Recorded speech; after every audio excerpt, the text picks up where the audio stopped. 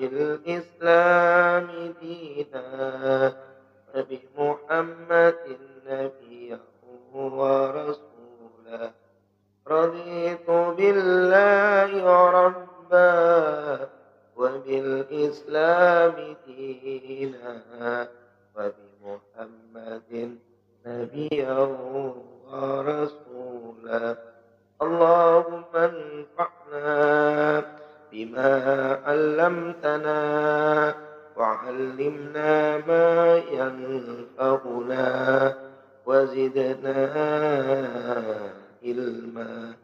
Alhamdulillah, jamaah muliakan oleh Allah Subhanahu wa taala.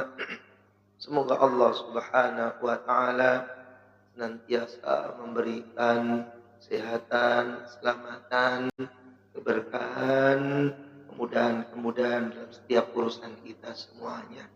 Yang sakit diberikan sembuh, yang sulit diberikan mudah, senantiasa dijadikan istiqamah kita oleh Allah Ta'ala. Warzuqna husnal khatimah. Allah anugerahi kita semuanya husnul khatimah. Amin. Allahumma amin.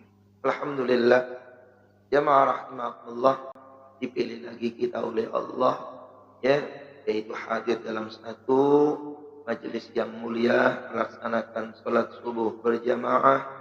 Dipilih lagi oleh Allah, duduk-duduk memperpanjang i'tikaf kita, dipilih oleh Allah, yaitu melaksanakan daripada tilawah Al-Quranul Karim, mentadabburinya. Insyaallah pagi hari ini sampai surah An-Nisa ayat 137.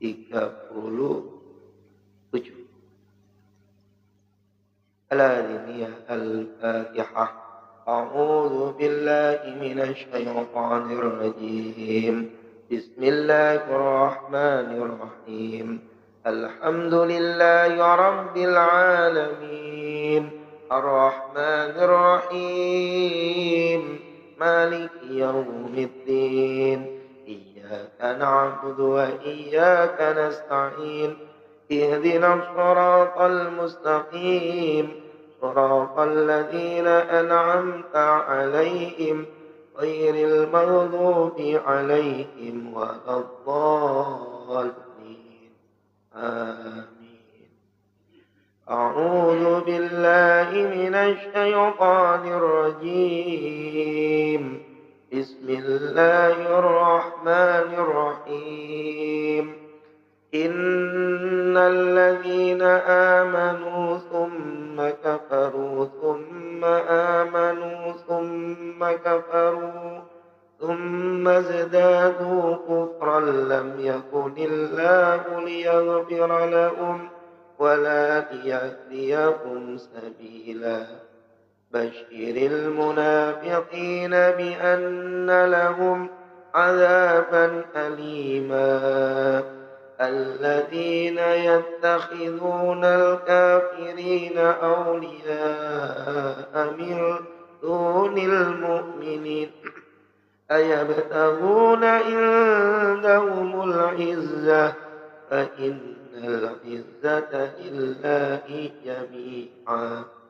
وقد نزل عليكم في الكتاب أن إذا سمعتم آيات الله يكفر بها ويستهزأ بها فلا تقعدوا معهم حتى يخوضوا في حديث غيره إنكم إذا مثلهم إن الله جامع المنافقين والكافرين في جهنم جميعا الذين يتربصون بكم فإن كان لكم فتح من الله قالوا ألم نكن معكم وإن كان للكافرين نصيب قالوا ألم نستحوذ عليكم ونمنعكم من المؤمنين الله يحكم بينكم يوم القيامة ولن يجعل الله للكافرين على المؤمنين سبيلا إن المنافقين يخادعون الله وهو خادعهم وإذا قاموا إلى الصلاة قاموا كسالى يراءون الناس ولا يذكرون الله إلا قليلا مذبذبين بين ذلك لا إله هؤلاء ولا إله هؤلاء ومن يضلل الله فلن تجد له سبيلا صدق الله العظيم. Bismillahirrahmanirrahim. Alhamdulillah. Yang maha muliakan oleh Allah SWT yaitu surah An-Nisa ayat yang ke-137. Bismillahirrahmanirrahim. Alhamdulillah. Yang maha muliakan oleh Allah SWT di ayat yang ada 137 ini Allah tabaraka wa ta'ala yukhbiru ta'ala amman daqala fil iman thumma raja'a anhu thumma 'ada fihi thumma raja'a wastammara ala dhalalihi wazdada hatta. Setelah ayat yang menceritakan pada ayat yang lalu 136 perintah iman yang sungguh-sungguh, sudah iman diperintahkan sungguh-sungguh lagi. Ayat ini Allah tabaraka wa ta'ala menjelaskan tentang orang murtad. Orang yang imannya enggak sungguh-sungguh. Allah mengkabarkan bituquli, yaitu tentang orang-orang yang kemudian tidak taat ke Allah Ta'ala. Ia masuk iman, lalu kemudian balik kafir, lalu iman lagi, kafir lagi, bolak-balik kafir, bolak-balik iman, dan berujung dengan kafir. Orang yang tidak kuat dalam keimanannya. Innalladzina amanu, sungguhnya orang yang beriman, umma kafaru, lalu ia murtad, umma amanu, lalu iman lagi, umma kafaru, lalu murtad lagi. Insyaallah. Tsumma zadadu kufra, lalu kemudian murtadnya bertambah, kafirnya bertambah. Wazdada hatta mata.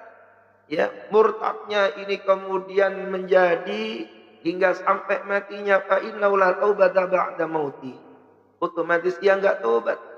Maka ayat ini kata Allah, la yaghfirullahu lahu wa la yaj'alu lahu mimma huwa fihi farjan wa la makhrajan wa la tariqan ila al-huda.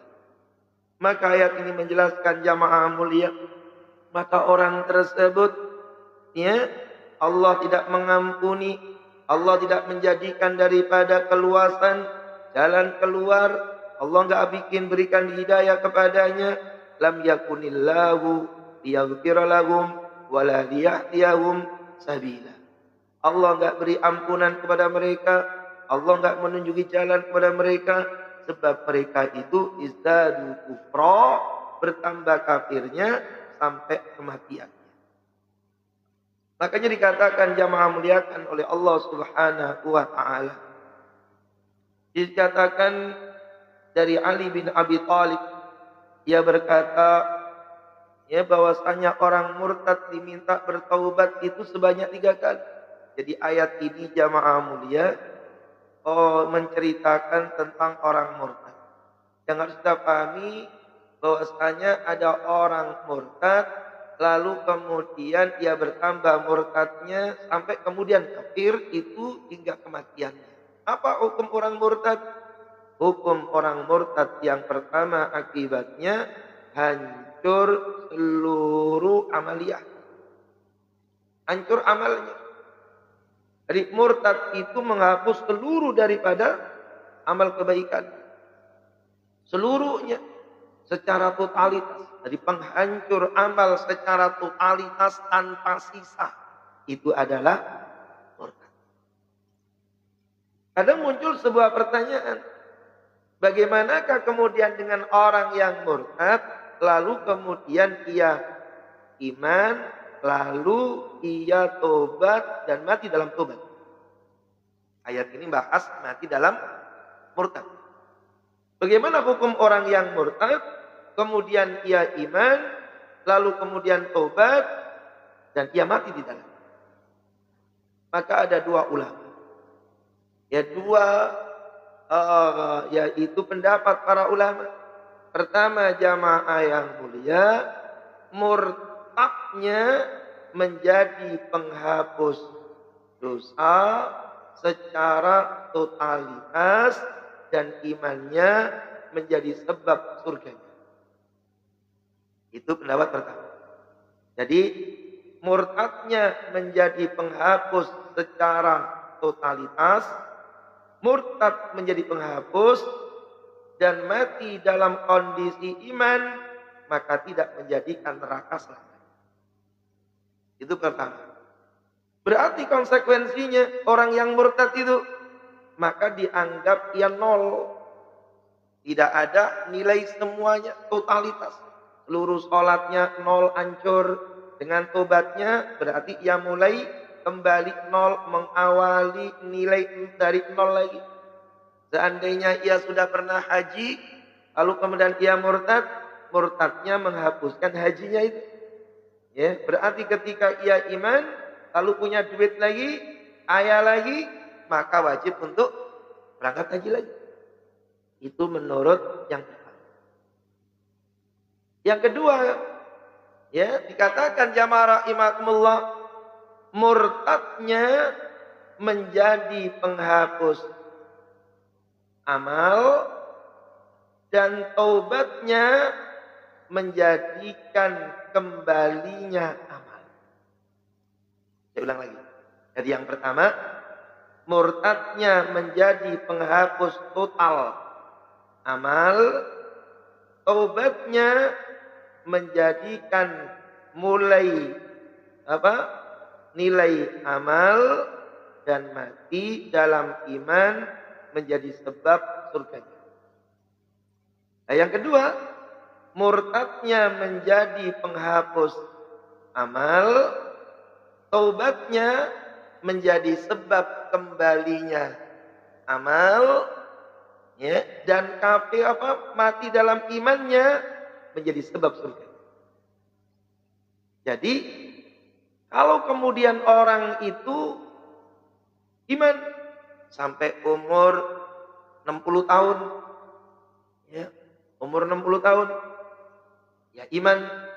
Setelah iman ia murtad, murtadnya sampai umur 65, maka 5 tahun ini menjadi penghapus 60 tahun.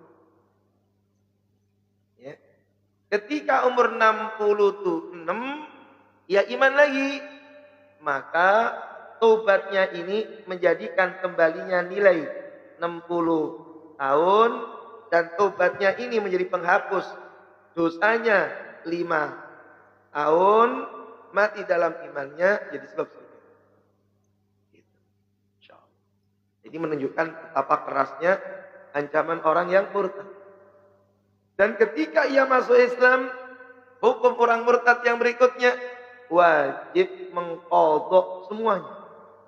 Salat yang ditinggalkannya selama 5 tahun wajib untuk mengqadha, sebab dia punya kewajiban salat namun gak sah dikerjakan. Itu hukum orang murtad. Maka Imam Ali karamallahu wajhah mengatakan, dengan ayat yang ada ini, innalladzina amanu iman, lalu kemudian kafir, lalu iman lagi, lalu kafir lagi, lalu tambah kafir. Apa kata Imam Ali? Maka orang yang murtad diperintahkan untuk taubat sebanyak 3 kali. Dan 3 kali. Diperintahkan taubat sebanyak 3 kali.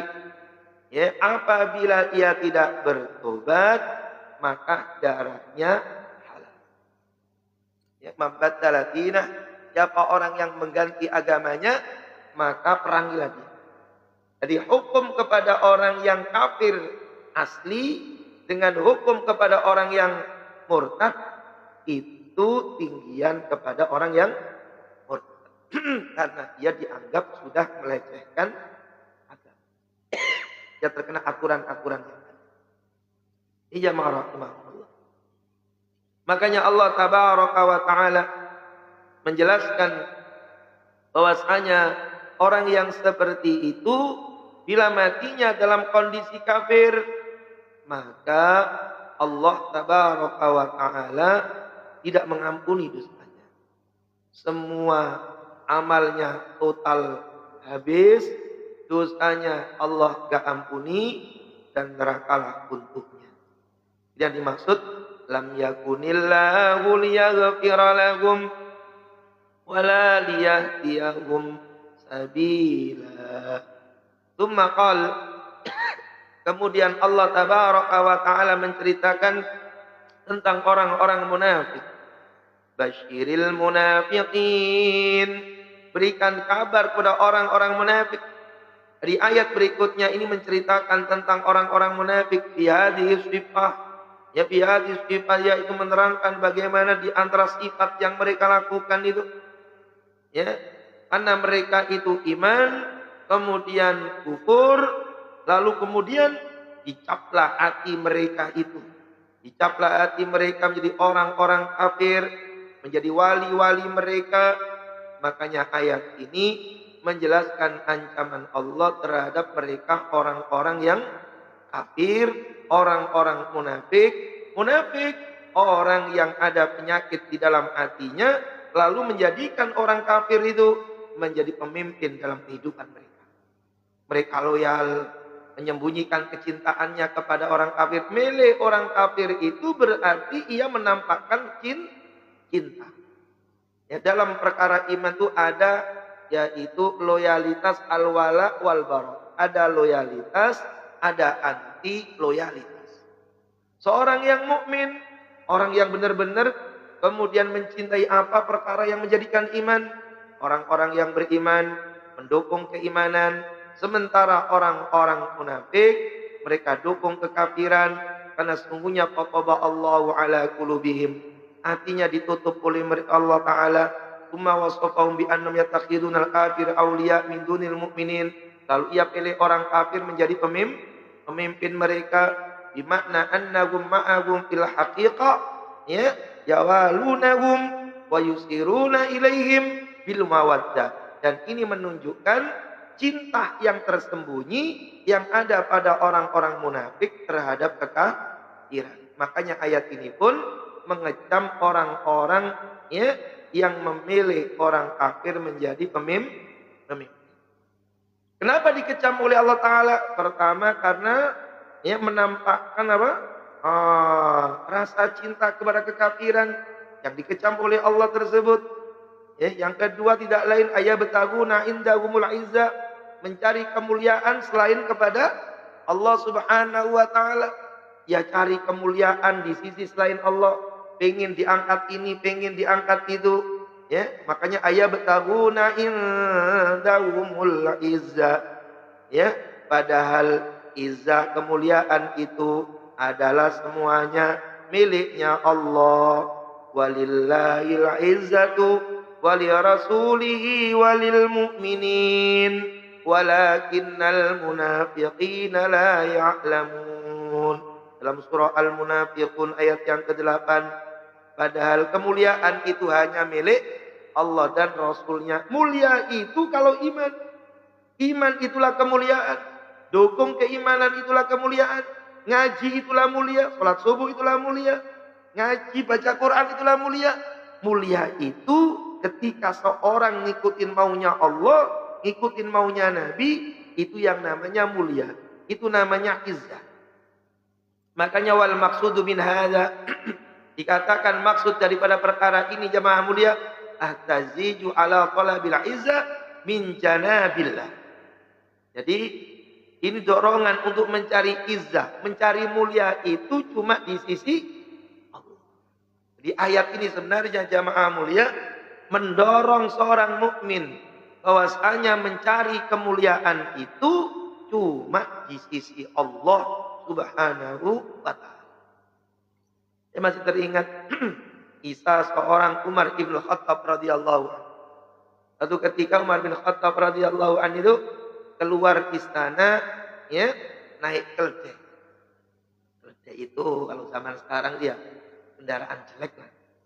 Presiden, pemimpin, khalifah keluar istana naik keledai. Maka kemudian dicegat oleh para pengawalnya. Ya Amirul Mukminin. Ya, kenapa engkau naik keledai? Kenapa engkau ini naik keledai? Ya. Kenapa tidak naik kuda? Kenapa naik keledai? Engkau ini adalah Amirul Mukminin. Engkau harus menunjukkan daripada kemuliaan. Maka apa kata Umar bin Khattab radhiyallahu an? Sesungguhnya orang itu mulia in kuntum mu'minin. Keimanan kalian itulah yang menjadikan kalian mulia. Fa innal izzata lillahi jami'a. Mulia itu kalau orang itu cari kemuliaan di sisi Allah Ta'ala. Jadi mulia itu bukan pakai dasi yang rapi, ya, celana yang cakep, kendaraan yang mewah. Umar bin Khattab memberikan ajaran seperti itu. Tetapi dikatakan oleh para ulama, tampil dengan bangga menjadi seorang mukmin, atribut yang diberikan oleh Allah itu pun juga diperlukan. Maka dalam satu hadis Riyadhus Shalihin antara lain apa kata Nabi SAW, Allah itu enggak senang. Allah itu enggak senang, ya, tidak lihat bekas nikmat pada hamba. Jadi Allah itu senang kalau pada hambanya itu terlihat bekas nikmat. Maka dikatakan kalau pakai baju ya jangan terlalu mewah, nanti orang bodoh mencaci maki kamu. Ya, apa orang-orang pinter mencaci maki kamu. Orang terlalu banget. Tapi juga jangan memakai pakaian yang paling jelek. Nanti orang bodoh mencaci maki kalian. Maka Umar bin Khattab radhiyallahu anhu, ya, menyukai daripada memakai sesuatu yang pantas dalam satu masyarakat. Namun terkadang beliau menampakkan daripada kesederhanaannya hanya untuk mengajarkan kepada umat izzah, mulia itu ketika seorang menjadi mukmin. Nah gitu jamaah mulia. Jadi perlu juga mukmin itu pakaiannya yang cakep, pakai jas, mulia, pakai dasi kupu-kupu, mulia. Emang situ doang yang punya, mulia. Jadi menampilkan seperti itu boleh. Ya, kata mertua saya dulu, itu Buya saya di tanah 80-an itu mengatakan mukmin itu kudu tampil lebih keren daripada orang kafir. Kalau punya, tapi kalau nggak punya jangan dipaksa, dipunya-punyain. Tapi tetap izzah, mulia itu ketika seorang itu di dadanya ada iman. Makanya diterangkan dalam tafsir al-maqsudu min had. Maksud daripada ayat ini at-tahziju ala talabil izzah min janabillah wal iltija'u ila ubudiyatihi wal intidamu fi jumlati ibadihil mu'minin alladzina lahum an-nusra fi hadhil hayatid dunya wa yauma yaqumul ashhad. Maka ayat ini juga ada maksud dorongan dari Allah. Dorongan untuk mencari izzah, mencari kemuliaan, mencari kekerenan. Lihat, itu cuma di sisi Allah. Memfokuskan untuk urusan ibadah, bergabung dalam barisan-barisan hambanya Allah yang beriman. Jadi orang keren itu kalau subuh jalan ke masjid itu keren. Keren itu bukan subuh-subuh keluar kemudian bukan keren, kagak. Keren itu subuh pakai peci, pakai sarung ke masjid, itu keren. Bukan subuh-subuh pakai celana jeans, ya, kemudian kasih anduk kecil di lehernya, lihat, kemudian angkat tangan kanan, angkat tangan kiri. Bukan itu yang keren. Keren itu, mulia itu saat seorang mulia di sisi Allah Subhanahu wa ta'ala. Keren itu baca Quran. Bukan keren itu bisa nyanyi. Kamu zaman kini nggak bisa nyanyi, nggak keren, nggak ngerti persoalan terkini, ya yang update yang ada, nggak keren. Itu ketika orang bisa ngaji dan tahu, ngerti makna-makna sedikit-sedikit apa yang dibacanya. Itu namanya keren. Nah, gitu. Keren itu ketika aurat itu tertutup, itu keren. Bukan kemudian orangnya gede, pakaiannya anak bayi. Orang dewasa, pakaian anak bayi. Kayak orang nggak punya duit, mau ya. Udel kemana-mana, sudah udel pakai ditato lagi. Itu nggak keren, itu jelek. Ya keren itu maksud daripada ayat ini begitu. Ya keren itu ketika orang ngikutin ajarannya Kanjeng Rasulullah Sallallahu Alaihi Wasallam. Itu keren. Ya, itu keren. Jadi kadang menampakkan begitu tuh penting, ya, tetapi tetap keren bisa utama. Nah, makanya ada asal usul.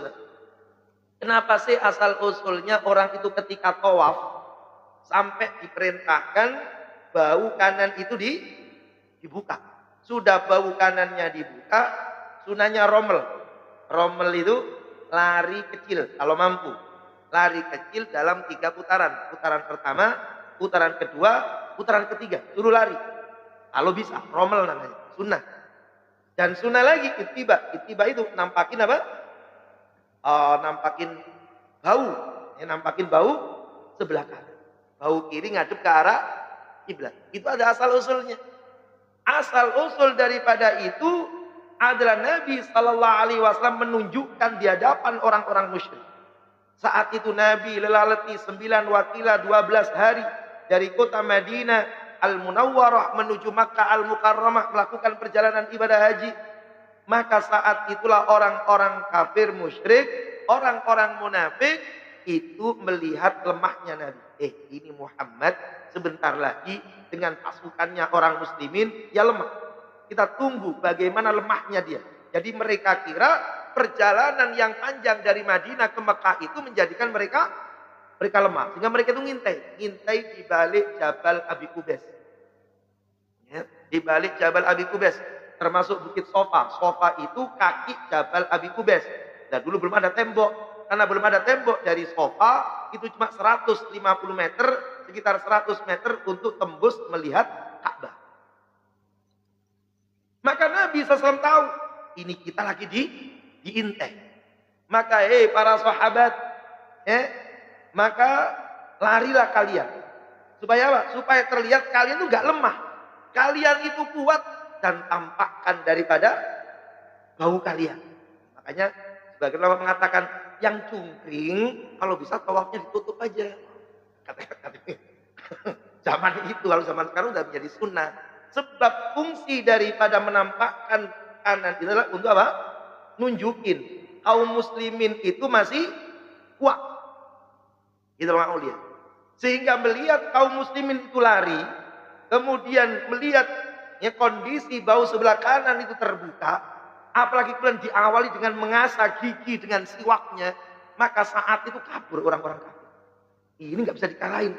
Kalau gigi saja sudah diasah, bau sudah ditunjukin, jalan kemudian lari, nggak bisa dikalahin. Ini Muhammad dan pasukannya, ini Muhammad SAW, maka ini orang-orang yang kuat. Kita nggak mampu untuk mengalahkan mereka. Jadi mereka Nabi sebelum selesai tawaf, mereka sudah kabur. Itu. Jadi menunjukkan kekuatan Muslim itu pun juga diperlukan. Ya mulia. Asyidda alal kufar itu begitu tegas. Tapi jangan kemudian berlebihan sehingga izzah yang ia cari, kekuatan fisiknya, kekuatan finansialnya, izzah yang dicari itu ketika orang mengikuti maunya Allah Subhanahu wa ta'ala.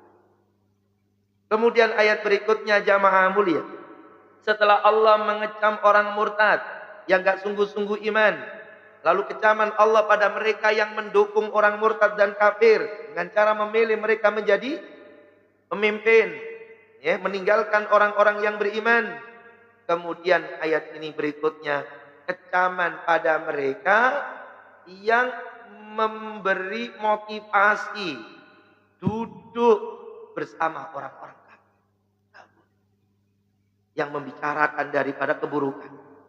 Ayat ini sekaligus menjelaskan jamaah mulia larangan duduk ya di tengah orang yang membicarakan keburukan. Enggak boleh. Orang yang ngelecehin ayat Allah, kita enggak boleh duduk. Ada orang yang lagi ngerumpi, kita enggak boleh duduk. Duduknya itu hukumnya sama. Makanya ayat ini pencegahan ya maksiat yaitu dengan cara meninggalkan tempat duduknya. Wa qad nazzala 'alaikum fil kitabi an idza sami'tum ayatillah yukfaru biha wa yustahza'u biha. Sungguh Allah menurunkan padamu Al-Qur'an, tapi ketika diturunkan maka ada orang-orang yang mengingkari Al-Qur'an, mengolok-olok Al-Qur'an, itu orang-orang kafir. Maka fala taq'udu ma'ahum, jangan kalian duduk bersama mereka. Tak boleh duduk. Duduk yang tidak dalam rangka nahi mungkar.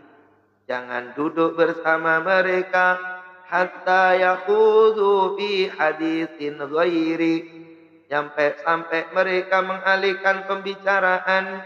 Innakum idzam misluhum, bila kamu duduk bersama mereka, rela-rela mendukung mereka, maka kamu sama dengan mereka. Berarti innakum idzam misluhum, kalian bergabung bersama mereka. Jamaah mulia, ayat ini adalah kecaman. Kecaman Allah pada mereka yang duduk bersama para pelaku kejahatan tanpa niat nahi mungkar. Makanya jamaah mulia, orang maksiat itu setidaknya terancam, yang terancam dalam maksiat itu setidaknya 4 pelaku. 4 pelaku. Bahkan bisa di 5. Apa 4 pelaku itu? Pertama, pelaku kejahatan. Kalau ngerumpi, berarti yang ngerumpi. Yang pertama. Kalau ngobrolin, menjelek-jelekkan ayat Allah, itu yang menjelek-jelekkan. Dalam hal maksiat, ada 5 yang terancam, 4 yang terancam dalam apa? Dalam kemaksiatan. Pertama apa? Pelaku maksiat. Yang kedua, jamaah mulia, yang kedua yaitu pecinta maksiat. Jadi enggak ngerjain tapi seneng. Enggak ngomongin ayat Allah, tidak jelek-jelekin, tapi manggut-manggut. Enggak ikut ngerumpi, tapi ikut menikmati, menjadi penikmat. Penikmat ngerumpi. Kan ada orang menjadi penikmat ngerumpi. Sambil manggut-manggut, ya, makan pisang goreng sama kopi pahit kan gitu kan. Nah, ini termasuk penikmat. Dibuka dalam surah An-Nur ayat 19. Dalam surah An-Nur ayat 19.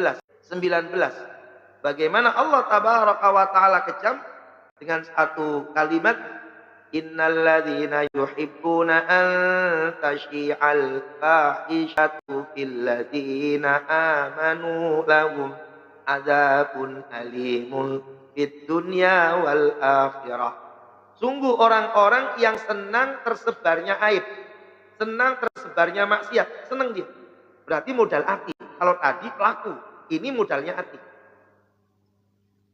Maka mereka diancam oleh Allah Ta'ala, lahum adzabun alimun fid dunya. Nomor 2. Nomor 3, jamaah mulia, yang diancam oleh Allah Subhanahu wa Ta'ala, pemberi fasilitas, fasilitator, yang ngasih fasilitas maksiat. Ya, kalau ngerumpi berarti yang ngajak makan, ya, atau tuan rumahnya, ya, suguhin kopi, ngeruminya panjang, tambahin lagi. Maka yang nyuguhin kopi masuk di dalam surah Al-Maidah. Insyaallah. Kamu lihat. Ya, dibikin cangkruan. Bikin apa itu? Tongkrongan. Di tongkrongan itu kemudian orang mesti membicarakan aib. Maka yang bikin tongkrongan itu masuk dalam dosa itu. Setiap ada orang nongkrong ngomongin tetangga, ya dapat setoran. Ya, dapat apa? Setoran. Ya, mau pakai modal lagi. Udah ngasih kopi, ya dapat dosa, masya Allah. Jamaah. Yang keempat, yang duduk doang, manggut-manggut enggak, duduk doang. Maka orang yang duduk, walaupun tidak suka, tapi duduk bersamanya, tidak ada niat untuk ingkar di dalamnya, maka kena. Surah ini An-Nisa ayat 140. Ada orang ngerumpi, kita duduk di situ, lagi main handphone, asik dengan handphonenya sendiri, tapi kanan kirinya ngerumpi, maka ia kena dosanya ngerumpi. Ada orang kemudian merencanakan jahat, dan dia tahu kumpul di situ lagi merencanakan keburukan, membicarakan tentang kebencian terhadap agama. Maka yang duduk di situ, yang lagi main handphone tadi itu, ketika dia tahu, tapi tidak kemudian untuk mengingkarinya dalam artian mencegahnya, dia duduk di situ, dia kena dosa sepanjang pembicaraan ini. Mana dalilnya? An-Nisa 140.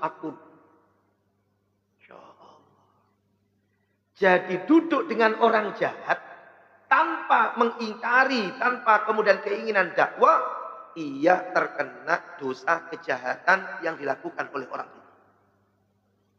Ya, makanya ayat itu mengatakan, "Fala taq'ud ma'ahum."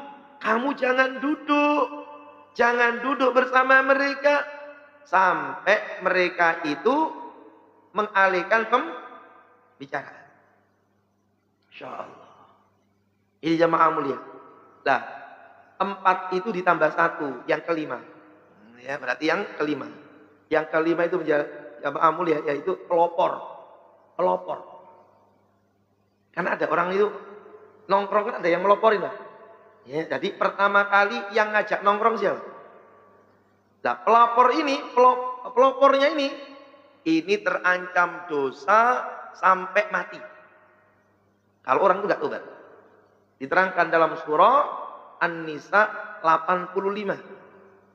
An-Nisa ayat 85. May yashfa' syafa'atan hasanatan yakul lahu nasibum minha wa may yashfa' syafa'atan sayyi'atan yakul lahu kiflum minha. Ayat itu adalah ayat MLMA, multi level marketing. Gara-gara orang itu kita ngaji, maka gara-gara orang itu dia dapat semua isi pengajian. Itu namanya menjadi pelopor.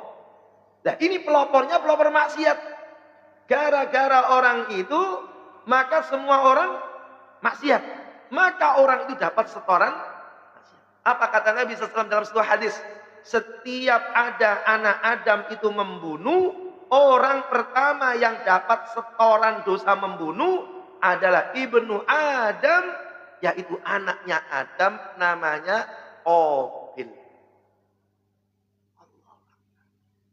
Berapa ratus ribu dunia ini, berapa ratus tahun, setiap ada orang membunuh, Netanyahu memberondong daripada orang-orang Gaza, itu Qabil dapat. Karena ia adalah awaluman, orang pertama, ya, orang pertama yang memberikan, ya, contoh keburukan. Sehingga siapa kemudian orang yang mendapatkan nilai daripada masjid ini? Orang yang pertama otaknya kepingin bangun pelopor. Kemudian disusul setelahnya. Jadi pelopor itu dapat keburukan panjang. Ya kalau sampai mati, sampai kiamat kok masih ada orang yang ngikutin itu, maka ia kena dosa setorannya. Kalau kemudian ia melakukan amal baik kok sampai wafat, ia dapat kebaikan daripada. Itu ya, 5 itu yang diancam dalam pelaku dosa. Makanya jangan kemudian manggut-manggut ya, dalam urusan keburukan. Ya, kecuali ada niat yang lain. Nah, mulia insyaallah. Apa kata Allah Ta'ala? Maka ketika dia itu kemudian duduk, dianggap setuju. Innakum idzam mislum. Hukum ini Pak, ini terbawa sampai urusan ketaatan. Siapa orang yang mendapatkan pahala daripada pengajian ini? Pertama, orang yang ngaji. Yang kedua, orang yang fasilitatornya. Yang ketiga, orang yang menikmati, menjadi pecintanya. Mana Ji? Ngaji. Iya pengen Ji, masih asam urat Ji. Ya, paling gak seneng itu dapat. Ya. Kemudian yang dapat lagi apa? Yang duduk di pojok. Yang duduk dapat. Mana dalilnya? Di pojok. Modal bismika Allahumma ahya wa amut. Doa penutup majelisnya, alhamdulillahilladzi ahyana ba'dama amatana wa ilaihin nusyur. Itu duduk penutup majelis yang kedua. Nah, kalau orang itu kemudian duduk di situ, yang duduk itu pun karena dianggap setuju. Dan itu dalam satu hadis sampai panjang diterangkan. Dalam satu riwayat yang sampai 1 halaman sendiri, ya, bahwasanya Allah itu punya malaikat sayyahin. Sayyah itu malaikat yang nyari kumpul-kumpul di majelis. Ketika kemudian kumpul di majelis taklim, itu ada malaikat lapor, ya Allah, ada perkumpulan ya Allah, yang penuh dengan keharuman ya Allah. Sampai ceritanya, ngapain mereka ya malaikat? Nyari surga ya Allah. Apa memang tahu surga? Gak tahu ya Allah. Coba kalau aku tampakin surga. Mereka lebih semangat lagi ya Allah. Ngapain sih mereka capek-capek begitu? Mereka itu takut neraka ya Allah. Memang tahu neraka? Gak tahu ya Allah. Coba kalau aku tampakin neraka. Mereka akan lebih takut lagi ya Allah. Panjang hadis itu. Ujung daripada hadis itu kata Nabi. Maka Allah Ta'ala mengatakan, hei malaikat, saksikanlah semua yang datang hadir itu aku ampuni dosanya, aku rahmati, dan ia akan mendapatkan daripada kebaikan yang besar. Apa kata malaikat? Ya Allah, minhum laisa fihim. Di antara orang yang duduk itu, laisa fihim, gak masuk kelompoknya. Malaikat, kenapa kok begitu maksudnya Abah? Maksudnya ya Allah, yang duduk itu ada yang niatnya ngadem, ya, rumahnya aslinya lagi masalah, kepingin leye-leye, duduk di masjid pingin ada yang pingin ngadem ya Allah. Yang nomor 2, ada yang kemudian pingin jalan sama temennya, karena temennya ngaji dia nungguin, jadi dia di dalam itu cuma ingin nungguin temennya. Mau goes ya Allah jam 6. Ya. Bahkan yang di situ ada yang niatnya jualan jilbab ya Allah. Niatnya jualan jilbab. Nanti habis ngaji, jilbabnya, lapaknya dibuka. Tapi karena orang lagi ngaji, lapaknya ditutup dulu ya Allah. Apa kata Allah Ta'ala? Gak apa-apa.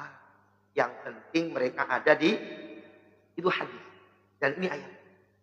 Ya Allah, jadi daripada tidur di rumah Pak, mendingan tidur di Masya Allah. Itu nilai, cuma nilai itu akan diterima kalau udah pensiun. Sekarang emang gak kelihatan. Ini maksud ayat. Lah kata Allah Ta'ala, kalau mereka itu kemudian berada di dalam komunitas itu, maka mereka salah. Maka dalam satu hadis, man kana yu'minu billahi wal yaumil akhir Barang siapa yang iman kepada Allah dan hari akhir, fala yajlis ala ma'idatin yudaru 'alaihal khamr. Jangan duduk di majelis yang di dalamnya diputer minuman keras. Hadis. Insyaallah.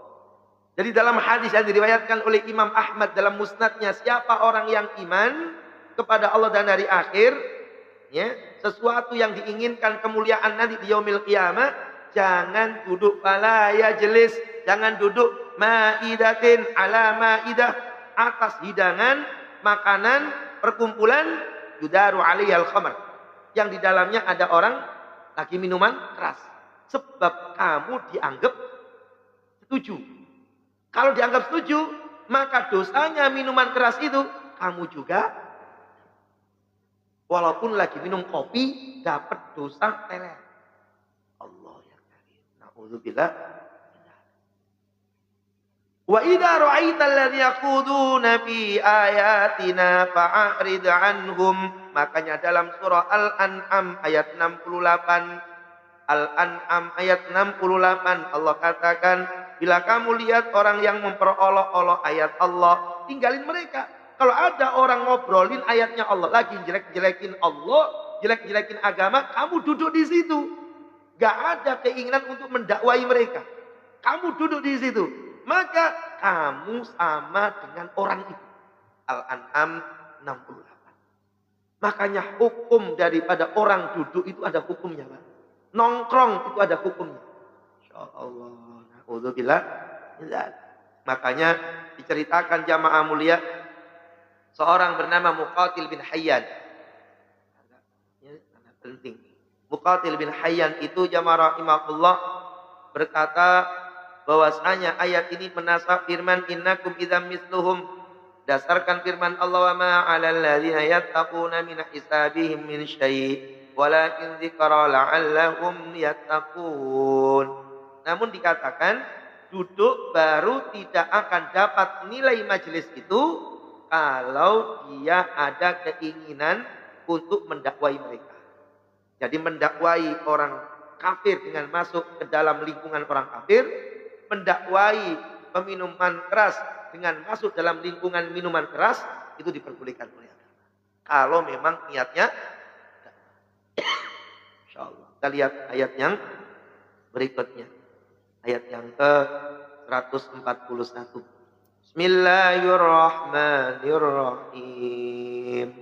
Alladzina yatarabbasuna bikum fa in kana lakum fathun minallahi qalu alam nakum ma'akum wa in kana lil kafirina nasibun qalu alam nastahfiz 'alaikum wa namna'kum minal mu'minin wallahu yahkumu bainakum yawmal qiyamah wa lan yaj'alallahu lil kafirina 'alal mu'minina sabila. Yaitu orang-orang yang menunggu, insyaallah, orang yang menunggu terjadinya dengan dirimu, hai orang yang beriman. Maka jika terjadi kemenangan minallah, dari Allah, qalu, mereka berkata, bukankah kami turut perang bersamamu? Kalau yang menang orang mukmin. Kalau yang menang itu orang kafir, maka mereka pun mengatakan, qalu alam nastahfiz 'alaikum, bukankah kami juga ikut menghancurkan orang mukmin, memotivasi kamu mengalahkan mereka. Wa namna'kum minal mu'minin. Jamaah mulia, ayat yang ada 141 ini yukhbiru ta'ala anil munafiqin annahum yatarabbasuna bil mu'minin dawairas su. Jadi ayat ini, Pak, masih menceritakan orang-orang munafik. Jadi ayat ini tentang orang munafik yang selalu menunggu kehancuran umat Islam. Mereka tunggu. Jadi Jadi ditunggu kapan nih orang mukmin, kalau zaman itu ya kapan orang mukmin kalah. Sehingga mereka itu artinya cenderung ke orang kafir. Ini munafik tingkat tinggi ya. Ini bukan munafik kelas 3, ini munafik kelas tinggi. Munafik kelas tinggi itu munafik dalam persoalan iman. Hatinya cenderung ke kafir, tetapi raganya seolah ngikutin orang mukmin. Orang yang cari aman dalam hidup. Lah kata Allah Ta'ala, kalau orang mukmin itu menang, padahal dia gak ikut perang, mukmin menang, maka dia datang. Aku kan bolomu, aku ini mendukung kamu loh. Kalau orang mukmin menang, ya gak ada dikit-dikit harta rampasan. Jadi orang kafir itu, munafik itu yang dipikirin otaknya adalah keuntungan dunia. Secara singkat, kalau orang kafir itu yang menang, maka dia ke orang kafir. Alam nastahfid ma'alkum. Masya Allah. Ini kelompok orang apa itu namanya munafik itu ya. Mereka mengatakan, bukankah kami juga turut memenangkan kamu? Kami dukung loh. Oh Masya Allah. Kami ini dukung, memenangkan kalian, dukung kalian. Istahwada alaihimu syaitan. Kata Allah Ta'ala dalam surat Al-Mujadilah itu, setan menguasai mereka. Kok bisa-bisanya orang berpura-pura. Ke mukmin, pura-pura mukmin. Ke kafir, pura-pura kafir. Dan memang sebenarnya kafir. Yang diinginkan satu, keberuntungan dunia. Orang munafik itu ya disebabkan pertama hanya mencari keberuntungan dunia. Lihat, nunggu. Yang menang ya. Kalau yang menang mukmin, deketin. Yang menang kafir kayak perang Uhud, deketin orang kafir. Ya. Yang keduanya karena lemahnya iman. Iman yang lemah, keyakinan yang kecil menjadikan mereka itu hidup dalam kondisi terombang-ambing. Tidak ke sana, tidak ke sini. Itu nanti disebutkan di dalam ayat yang berikutnya 143-nya itu. La ilaha ula wa la ilaha ula. Ya. Ke mukmin jaga jarak, ke kafir jaga jarak. Itu orang munafik. Enggak stabil keimanan yang ada dalam dirinya, dan mereka lebih cenderung kepada apa? Kekafiran. Sehingga Allah Ta'ala katakan wala yaj'alallahu lil kafirina 'alal mu'minina sabila. Padahal mereka itu tidak mungkin mengalahkan orang mukmin. Ayat ini menjadikan ketegasan jamaah mulia bahwasanya ujung ayat ini, Pak. Dan Allah sekali-kali tidak beri jalan orang kafir untuk memusnahkan orang yang beriman. Apa kata para mufassir? Ayat ini menjadi dalil Muslim itu gak bakal terkalahkan sampai hari. Jadi seandainya orang gak dukung pun, orang Muslim itu ada. Tidak akan hilang Islam itu. Islam dan kemusliman itu dijamin oleh Allah eksis sampai hari kiamat. Walau karihal kafirun, walau karihal musyrikun, walau orang musyrik, orang kafir membencinya. Tapi tidak ada jaminan bertahan pada tempat tertentu. Saya ulang lagi. Ayat ini jaminan Allah tentang eksisnya kaum muslim di dunia. Tapi tidak ada jaminan di tempat tertentu. Sehingga kudu bangkit jihad fisabilillah. Seperti ceritanya Kurdufah. Kurdufah pernah sempat dipegang kejayaan oleh kaum muslimin sampai mengeluarkan ulama-ulama besar. Ya termasuk At-Tadhkirah, ya Al-Qurtubi, ya Imam Al-Qurtubi, Kurdufah, lahir di Kurdufah. Ya. Terjadilah kemudian kehancuran orang-orang yang enggak kuat dikuasai oleh orang kafir. Maka penduduk muslim hanya dikasih dua opsi. Kafir atau terbunuh. Terbunuh atau kafir. Insyaallah. Ini jamaah yang makanya Kurdufah itu menjadi sejarah kelam. Nah kalau kemudian kaum muslimin itu tidak memakmurkan masjid, khawatir cerita masjid itu seperti cerita candi. Candi, kalau orang ngomongin candi, ini candi dibangun oleh orang-orang Hindu. Nah orangnya di mana? Ya udah nggak ada. Sekitarnya itu orang-orang Muslim, walaupun Muslimnya Muslim abangan dikit sebagian. Cuma cerita. Kalau kemudian orang tidak meramaikan masjid, maka nanti masjid ini kemudian tetap eksis, tapi orang-orang yang nggak ada tinggal cerita. Ini dulu dimakmurkan nama Pak Haji, Pak Haji, Pak Haji. Kemana wajinya? Nggak ada. Turun-turunannya juga udah hilang semuanya. Tinggal cerita. Dan itu bisa terjadi. Kalau kemudian muslim itu tidak mempertahankan rumah ibadahnya, maka ia akan dikhawatirkan cerita seperti Jadi ayat ini jaminan Islam gak akan hilang di dunia, tapi tidak menjadi jaminan hilang bertahan di salah satu tempat. Makanya diperintahkan oleh Nabi untuk amar ma'ruf nahi munkar. Insyaallah. Makanya ini perkara penting, Mbak. Ya. Nah, kita lihat di antara sifat munafik. Insyaallah, di antara sifat munafik. Jadi orang munafik itu dia nampakin fisiknya terlihat, senengannya ke kafir, yang dipilih pemimpin kafir, sholatnya juga malas kelihatan. Nah itu Allah tampakin, yaitu apa? Dohirnya. Tapi Allah juga tampakin batinnya. Batinnya itu pamer, riya, bagaimana dalam ayat yang kita baca. Na'udzubillah min dzalik. Bismillahirrahmanirrahim.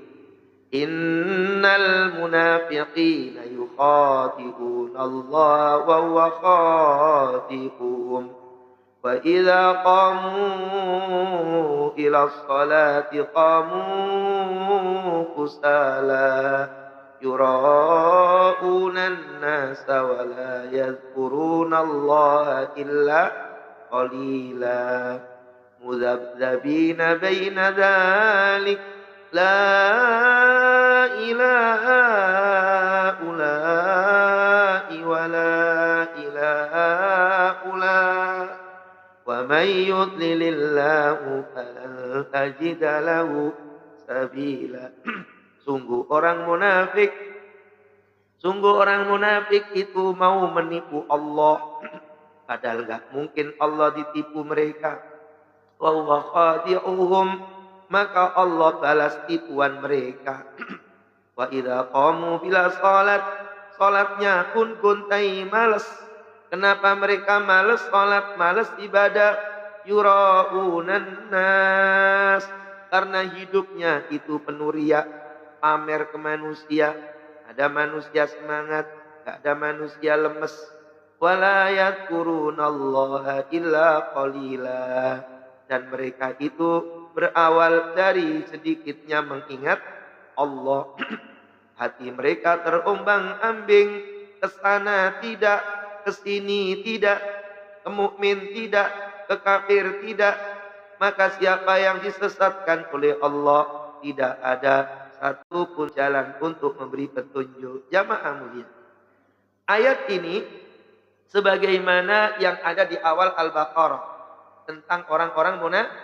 Jadi ayat 142, 14 sampai 143 ini masih bicara tentang orang munafik.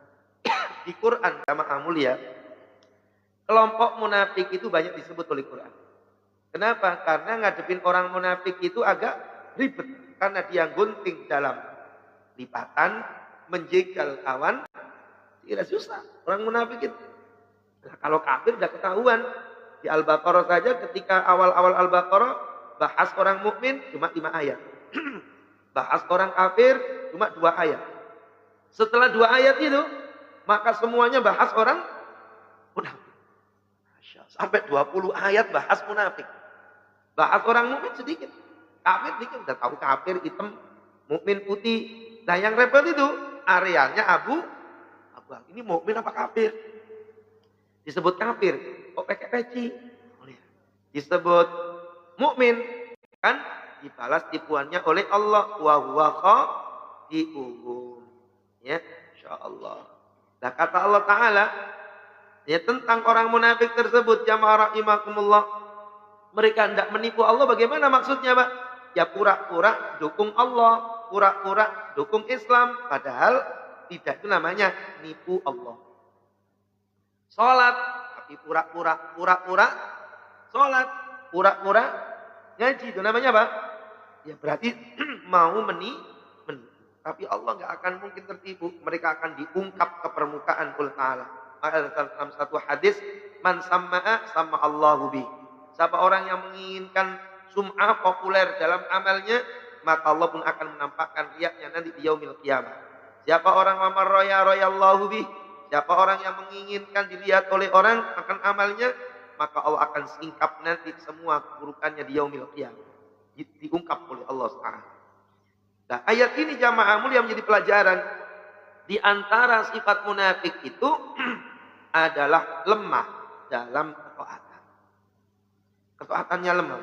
Dan ketaatan yang paling besar itu adalah sholat. Kalau sholatnya saja sudah lemah, bagaimana amal yang lainnya? Wa idza qamu ila shalah qamu kusala. Kalau sholat malas. Makanya dalam satu hadis jamaah mulia, asqalus shalah 'alal munafiqin salatul isya wa salatul fajr. Salat yang paling dibenci orang munafik itu, Pak. Itu salat isya dan salat subuh. Walau ya'lamuna ma fihima la tauhuma walau habwa. Andaikan orang itu yakin dan ngerti nilai keduanya, maka ia akan mendatangi salat subuh itu walau habwa, walaupun dengan cara merangkak-rangkak. Walaupun ia merangkak-rangkak, maka ia akan menginginkan mendapatkan. Walaqad hamamtu, kata Nabi, walaqad hamamtu an amura bis salat atuqam. Aku bahkan punya keinginan memerintahkan salat, kemudian dikerjakan salat, tsumma amura rajulan fayusalli binnas. Lalu aku perintahkan seorang menjadi imam. Aku perintahkan orang untuk jadi imam, salat subuh, summa intalik, ma'antalika, yaitu kemudian aku pergi. Aku jalan, ma'i birijal wa ma'ahum huzbun min hatab. Akan aku kumpulkan kayu-kayu bakar itu, ya, dan kemudian ila qaumin la yashhaduna shalah, yang mana kemudian aku tujukan pada orang yang mendengarkan hayya 'alas shalah, hayya 'alas shalah, fa'arraqa 'alaihim buyutahum binnar, dan akan aku bakar rumah-rumah mereka. Kata Nabi. Jadi makanya sebagian ulama mengatakan ayat ini dipakai dalil, hadis ini dipakai dalil wajibnya sholat berjamaah. Tapi ulama-ulama kita mengatakan tidak sampai wajib, tetapi ini sunnah muakkad, sunnah yang dekatin wajib karena dirangkum dengan dalil yang lain. Jadi kata Rasulullah, sholat yang paling, ya, yang paling apa? Yang paling berat bagi orang munafik itu sholat isya dan subuh. Subuh paling berat. Ya, lagi nak tidur, zaman itu belum ada lampunya. Ya, sehingga gak ketahuan ini, ya, gak ketahuan ini, sehingga mereka tidak mendatangi sholat subuh itu. Padahal sholat subuh itu kalau dia ngerti, orang akan datang ke masjid ini sambil merangkak-rangkak karena nilainya yang sangat besar yang tidak bisa kemudian terungkap. Insyaallah. Ini jamaah ini. Jadi watak orang munafik, malas dia. Malas, ada orang semangat. Makanya ayat mengatakan yura'unan nas. Andaikan dia sholat, sholatnya itu cuma buat pamer. Aku ini muslim loh, padahal tidak. Jadi hanya buat pamer, nampakin diri muslim, padahal artinya itu tidak yura'un. Mereka itu apa? Riya. Loh, Masya Allah. Ya, makanya orang munafik tidur, subuh itu tidur. Sehingga seorang Syekh Mutawalli Asy'arawi, ketika beliau ditanya, ya seorang ulama besar yang digandrungi masyarakat Mesir, ya, maka apa kata beliau ketika ditanya, wahai tuan imam, wahai tuan syekh, apa yang menyebabkan udara, ya, ketika kami sholat subuh itu kok seger? Kenapa udaranya kok seger? Maka beliau mengatakan, Karena udara itu belum tercampur dengan nafas orang munafik. Jadi kenapa sepertiga malam terakhir itu udara kok seger, energi itu menjadi positif. Air yang asalnya negatif, linu-linu, itu kan pegel dan sebagainya. Kalau mandi malam, tapi itu berubah energi itu ketika menuju sepertiga malam. Bahkan dulu di Aba Anom itu untuk terapi apa? Orang narkoba dicelupin itu jam segitu itu, rendem sama Allah. Kenapa? Energi positif. Sebab saat itu nafas orang munafik, nafas orang kafir itu belum terlalu. Masya Allah. Kalau seandainya muncul, jumlahnya nggak banyak. Lima aulia. Jadi segar. Makanya segar sebab nafas belum kecampur nafas orang munafik. Masya Allah. Sebab orang munafik itu ketika subuh itu tiba, kenikmatannya adalah tidur. Berarti yang tidur-tidur. Bilamin. Sedikit lagi kita lanjutkan. Maka dikatakan tilka sholatul munafik.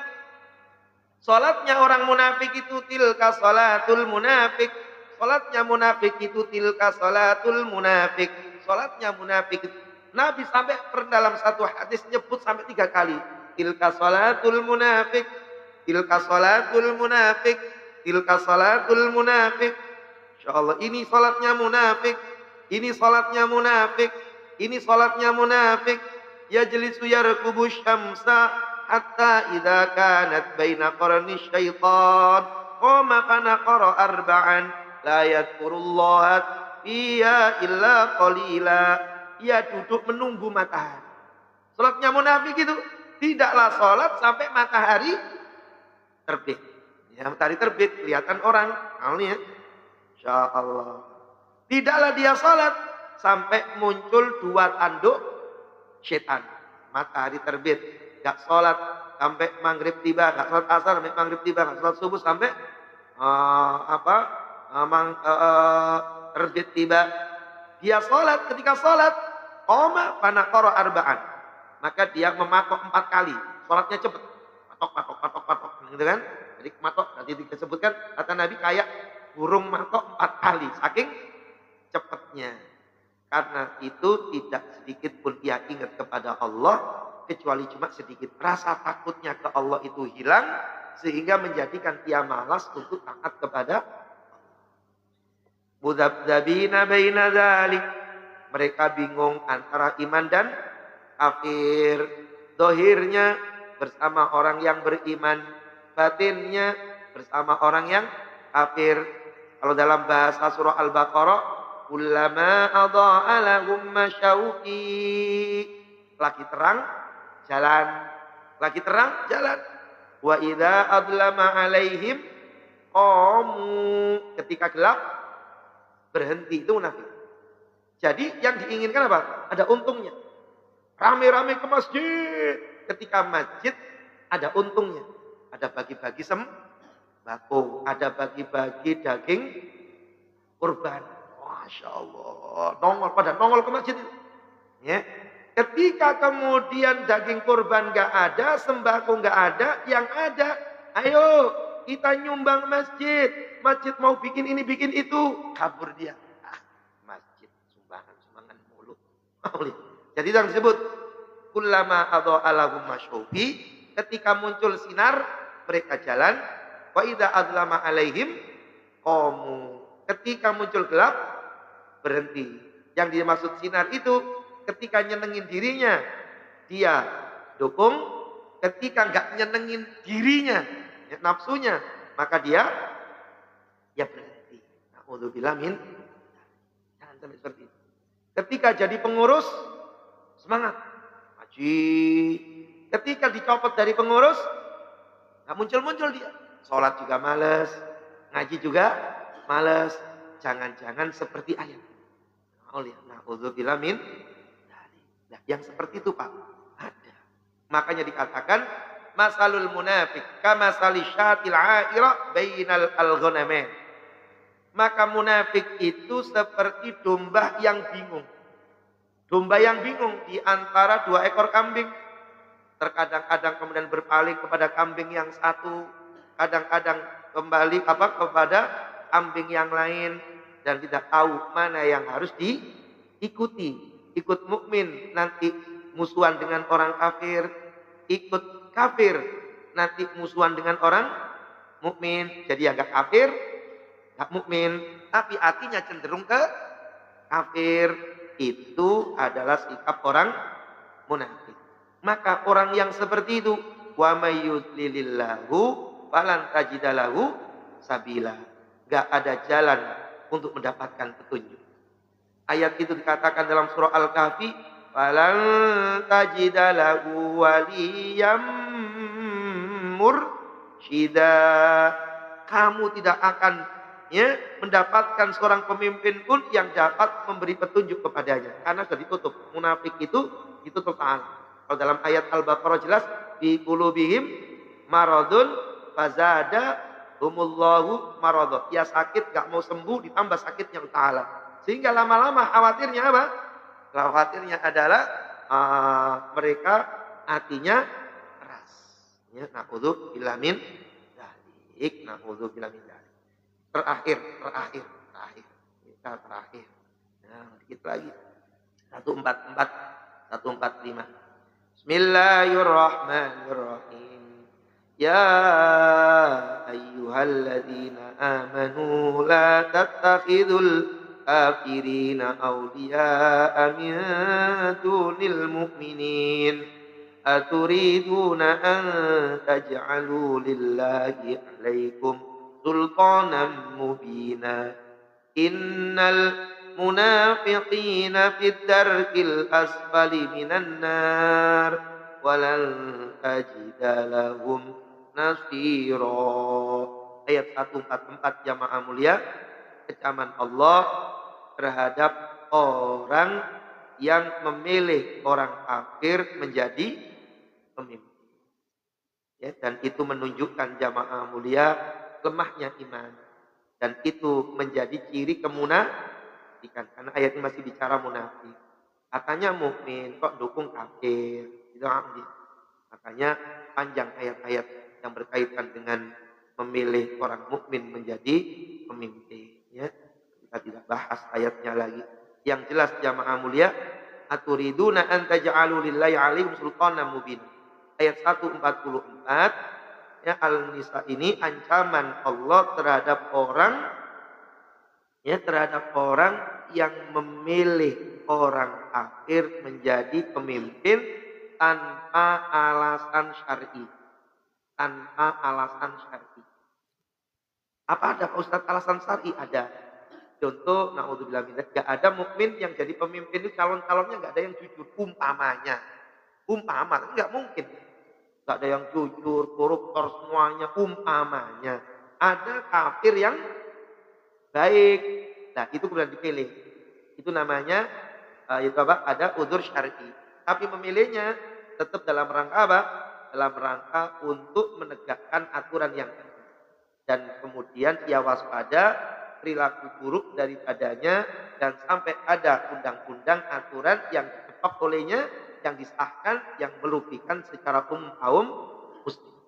Karena adil itu dampak kepada semuanya, sedangkan maksiat itu, ya kafir itu dampak untuk pribadinya. Sehingga itu yang dipilih. Kalau ada orang Islam kemudian kok gak adil, maka itu yang disingkirkan. Karena kemukminannya untuk dirinya, sedangkan ketidakadilannya dampak keburukan untuk semuanya. Tapi kalau kemudian dihadapkan milih pemimpin muslim yang nakal dengan kafir yang baik, itu enggak apple tuh, itu enggak benar. Memperbandingkan seperti itu enggak benar. Jamaah mulia. Ya, di memperbandingkan seperti itu enggak benar. Kalau kemudian dibandingkan milih orang mukmin yang jahat dengan kafir yang jahat, itu baru sama itu. Maka yang dipilih tetap mukmin. Yang dipilih tetap apa? Mukmin. Karena tetap saja masih ada pembelaan terhadap Islam. Nah, jamaah mulia terakhir 145. Ini ancaman keras. Satu-satunya ancaman terkeras. Satu-satunya ayat yang menjadi ancaman terkeras bagi munafik kelas akap. Tapi jangan salah pahami. Kadang-kadang orang salah paham. Dia ngomong ayat ini tetapi untuk menghantam orang yang senang bohong. Itu enggak masuk. Jadi ayat ini ayat tekanan kepada orang munafik dalam tingkat yang paling tinggi. Jadi munafik itu gampangannya ada dua. Pertama munafik kelas akap. Ya, dalam perkara iman. Seperti ayat-ayat tadi itu. Maka diancam oleh 145 surah An-Nisa. Apa ancamannya? Innal munafiqin, orang munafik itu iddarkil asfali minan nar. Di keraknya neraka. Jadi di bawahnya orang kafir. Itu munafik kelas akap. Nah, yang kedua, munafik kelas 3. Munafik kelas 3 itu ya, cirinya ibun, khianat, ingkar janji. Itu munafik. Ya, munafik kelas ri. Katanya udah OTW, padahal masih di rumah. Ya, katanya punya duit, padahal nggak punya. Katanya nggak punya duit, padahal punya. Ji, utang dong Ji. Nggak ada duit, padahal punya. Munafik nggak itu? Munafik. Jangan sampai seperti itu. Kalau nggak mau ngutangin, jujur aja. Ada sih Ji, ini di rekening berapa miliar ya, itu 6 miliar kayaknya. Di dompet ada 2 juta. Tapi mohon maaf ya nggak bisa ngutangi. Itu namanya jujur walaupun enek. Jujur walaupun enek. Ya. Enek juga. Tapi jujur. Ya, tapi kalau dia ngomong nggak ada duit Ji, itu namanya munafik karena bohong dia. Nah, itu munafik kelas ini. Itu nggak diancam 145 An-Nisa. Loh gitu, jangan salah. Ini diancam oleh dosa-dosa munafik yang lainnya. Bagaimana orang mukmin yang fasik, yang nakal. Ya, ini yang kita pahami. Sekali lagi, 145 ini adalah munafik kelas akap, munafik dalam perkara iman.